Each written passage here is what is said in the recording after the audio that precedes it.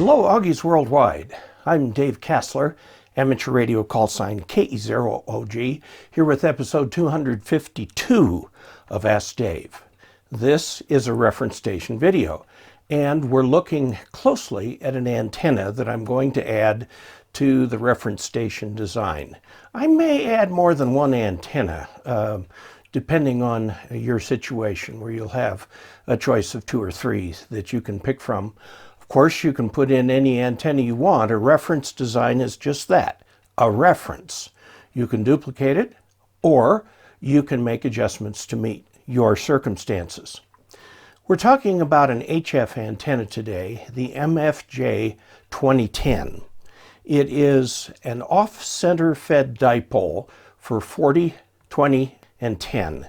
And I was very pleasantly surprised with how well it worked, even though I can't get it very high in the air. If you can get yours higher in the air, it'll perform better. But let's take a look at a few charts. Then we'll look at the actual installation of the antenna, then the performance of the antenna on the SWR meter, and then we're going to have a QSO with a gal in Oregon, in which my assistant, Svea, participates briefly.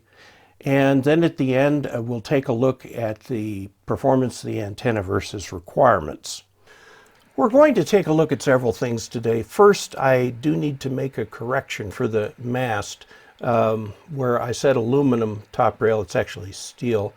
We'll look at, again, the reference station antenna requirements. We'll introduce, erect, and test the MFJ-2010, look at the pros and cons, and sample QSO, which will be from Colorado to Washington State. This is a slide from Ask Dave number 250, where I show the mast available in Home Depot. The mast consists of 2 sections, not aluminum top rail, but they are galvanized steel fence top rail.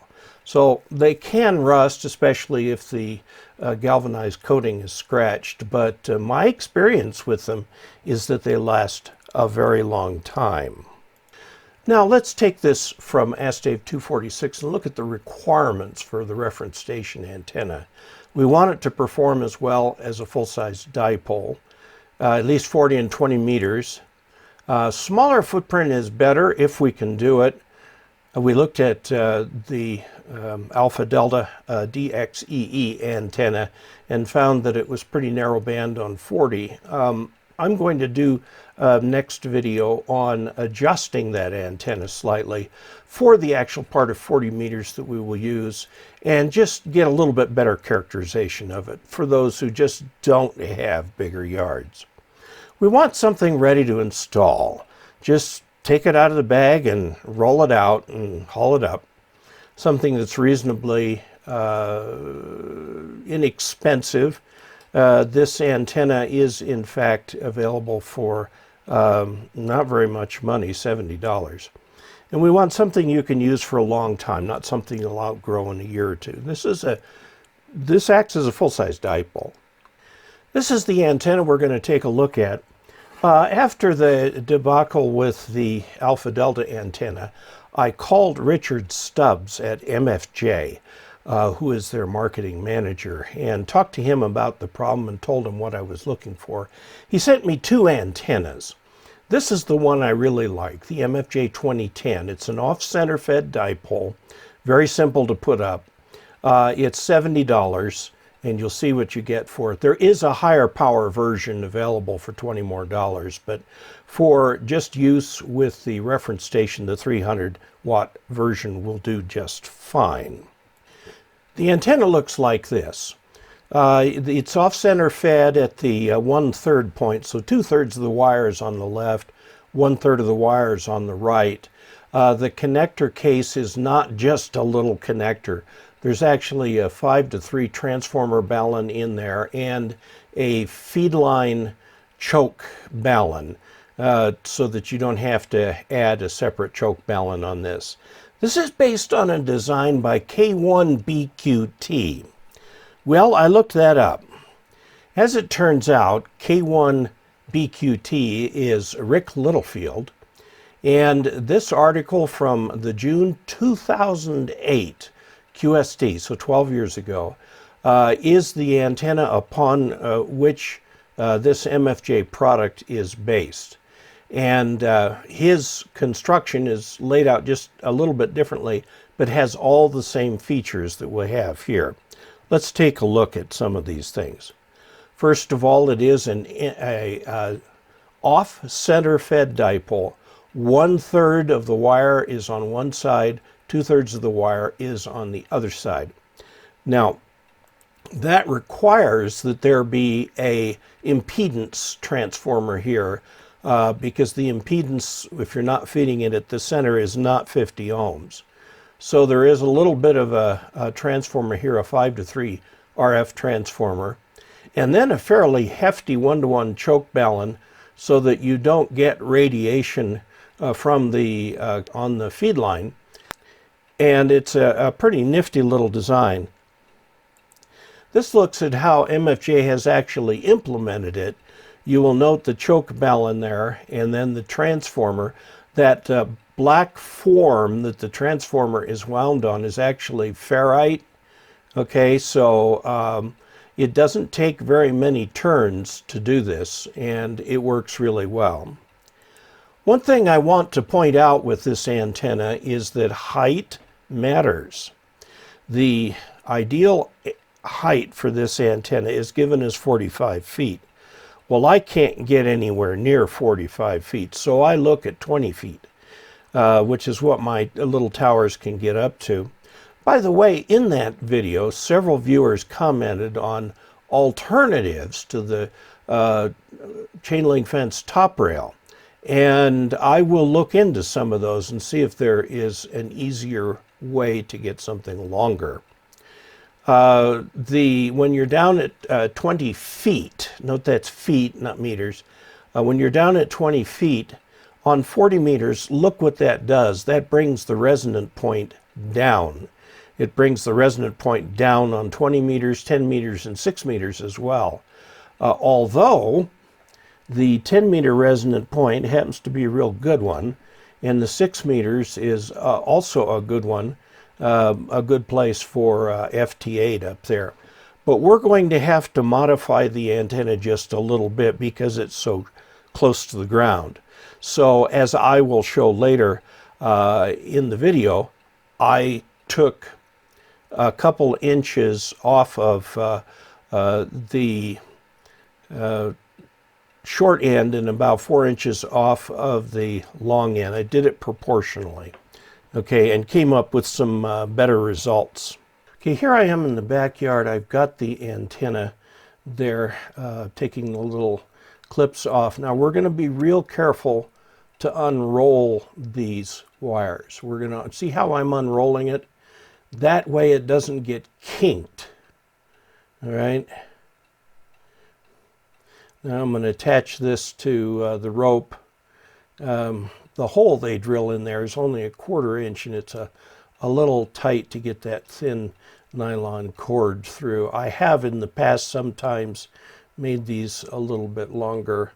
Okay, now let's go do the other end here. We're going to, again, very carefully unroll the wire. You don't want this to get into a tangled mess, which it will easily do. This is 7-strand copper wire. It is antenna wire, so I'm thinking that it's made of hard-drawn copper.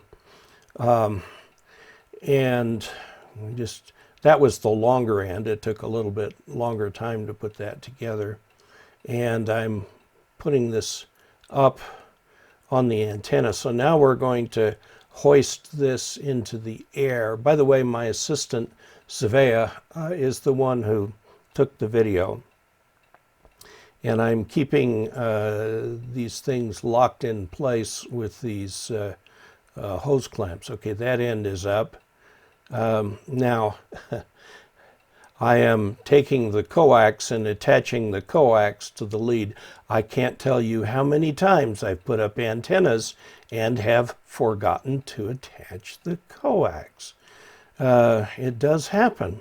Now, you're going to have to pull on this thing pretty hard That particular piece of coax is RG-213, so I'm now hooking it to the pulley arrangement on the second one, and made too small a loop there, so I'm going to make a much bigger loop. I have no shortage of rope, having bought some at Harbor Freight Tools.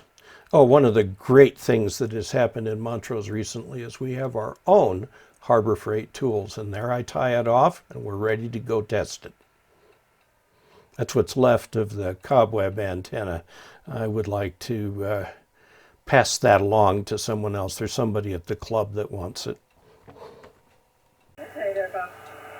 KE0OG. Oscar Golf, KG0, what is the target?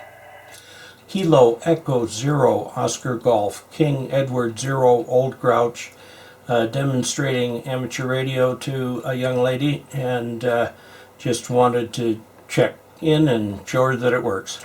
Okay, this, let's see, can you give me your call again, please? I missed it. Kilo Echo 0 Ocean, Germany, KE0OG, Kilo Echo 0 Oscar Golf. In the meantime, you're not in our database. Can I have your name and location? Sure, the name is Dave, Delta Alpha Victor Echo, Dave Kassler, and the location is Ridgway, Colorado. Ridgway, Colorado. Okay, and just for your demonstration purposes, we are in Longview, Washington, just a little bit north of Portland, Oregon, right on the Columbia River, and you are coming into our station at about a 5657, and we are looking southeast over here, okay? Oh, thank you very much. And just wanted to demonstrate this to a young lady. Her name is Savea, and she is 18 and a high school student, and all the schools are closed, so I'm giving her this little demonstration. Go ahead. All right, I'll stop in and say hello. I couldn't mind talking with her for a minute, just saying hi, how are you, and all that. Say hi. Hi. Hi, are you missing being in school? No. I think that's probably a pretty typical answer. Well, I'm so glad that you have somebody there that can help show you how things work, okay? Okay, very good. Thank you. We'll drop out. I appreciate that. This was also a test of a new antenna, which seems to work. So 73, and good luck with your net. All right, well, thank you so much, Dave, and I appreciate you checking in and all you do. Thanks for coming by. And don't be a stranger, okay? Very good. Okay, thanks a lot. Okay, getting back to the regular business, here we have two. Here we are looking at the SWR across the 40-meter band. It's not spectacular.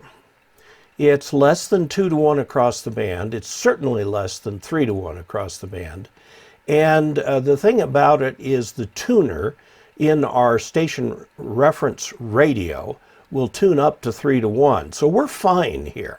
Now, if you substituted a different radio or have a different radio than the IC 7300, most modern radios today have antenna tuners that will handle up to 3 to 1.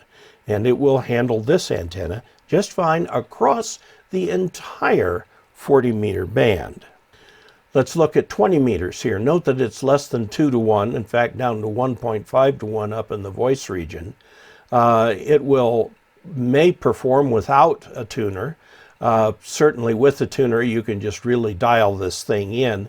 Dialing in from a 2 to 1 SWR is not very hard for a tuner, and you should have excellent results with this. This is now 10 meters. We're under 2 to 1 across the part of the band that matters.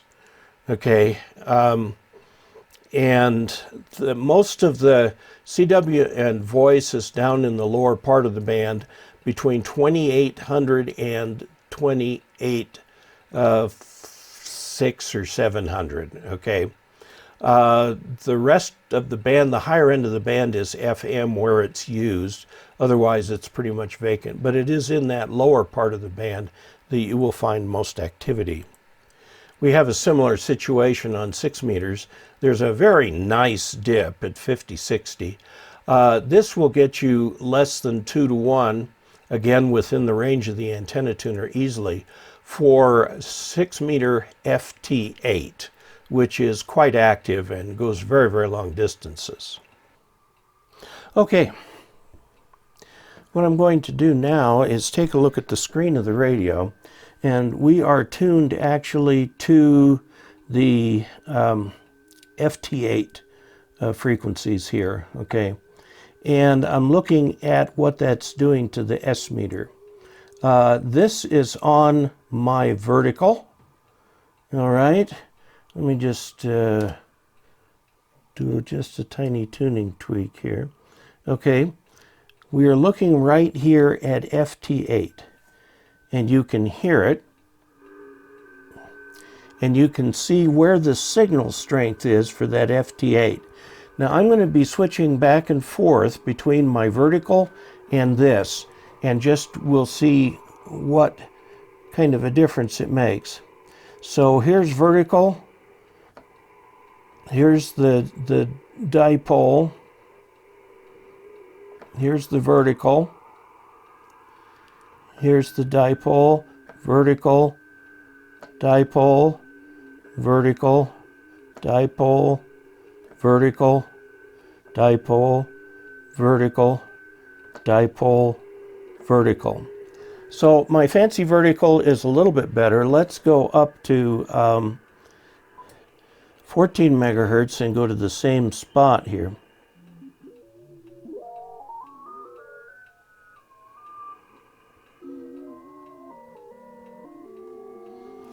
Okay, now we're going to put my vertical on 20 meters.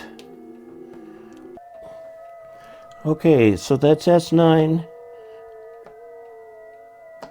This is going back and forth. Okay, we are on vertical, dipole, vertical. Well, let's wait for it to come back. Okay, vertical, dipole, vertical, dipole, vertical, dipole.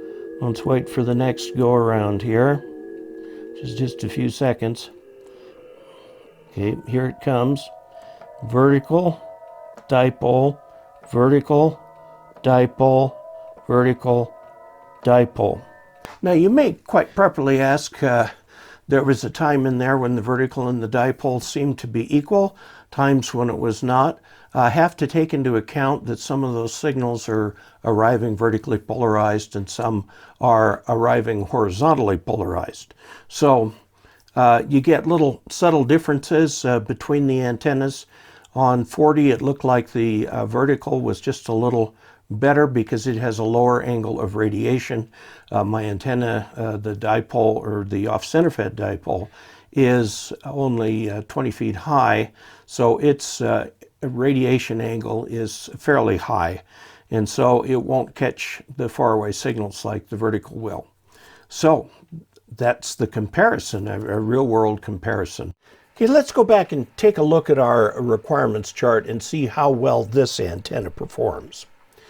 Does it perform as well as a full-size dipole? Yes, both on SWR, though you will need the radio's tuner, but not an external tuner. And the bandwidth covers the entire band. Does it do at least 40 and 20? Yes, the whole band on 40, 20, the important part of 10 and the important part of 6. Okay, a smaller footprint is better. Well, this thing is 67 feet long, okay, so it's long. Now you can hang down the ends as long as they're insulated. Note that this antenna has bare copper, so it's not real good for running through a tree unless you slip a piece of hose over it or something where it's going to hit the tree. It is 67 feet long, so it is 27 feet longer than the Alpha Delta DXE antenna. Is it ready to install? Yes, it is ready to install, and I did install it, though I had to shorten it slightly because I had it so low to the ground. Is it a reasonable cost and is it readily available? Yes, absolutely. This does qualify for cheapest, by the way. $70, $69.99 or whatever it is. There's a higher power version for $90. Considering that you're getting a choke balun and a transformer balun inside that little case as part of this, plus all the wire. That is actually a remarkably low price. It's all there, all put together, ready to go. Is it something you can use for a long time? It performs as well as a dipole. A lot of people stay with dipoles forever. I will make the caveat, everyone keeps messing endlessly with their antennas. So there's no such thing as a long-term antenna. But I know I kept my HF9V for many years, but then I did switch to another antenna for that.